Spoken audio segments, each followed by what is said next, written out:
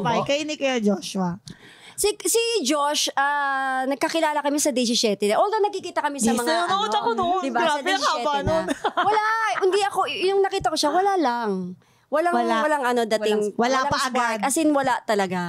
Oo. Tapos nung naalala ko ang sinabi niya, nung pumasok siya sa Day 17, akala niya, papartneran siya, di ba? Si Rochelle yung ipapartner sa kanya. That time, merong Kier Legaspi yata na partner. Tapos sinabi ni Ate Joy na, hindi, si Jopay ang partner mo. Ha? Amazona yun eh. Amazona daw ako. Loko-loko, di ba? Oo. Kasi akala niya titibo-tibo ako. Sabi niya, sige, subukan natin. Tapos yun na. Tapos doon na yung time na merong kissing scene, ayoko. Ayoko talaga ng kissing scene. Hanggang ngayon. Kaya hindi kami nagkikiss. So dati, Nagkaanak lang, di ba? Nagkaanak lang kami. Ganun lang. Wala. Ano to? Nilaloko mo kami. Ano to? Encantadia lang? Daupang palad lang? Pwede na? Ganun lang, buntis ka na. Virgin.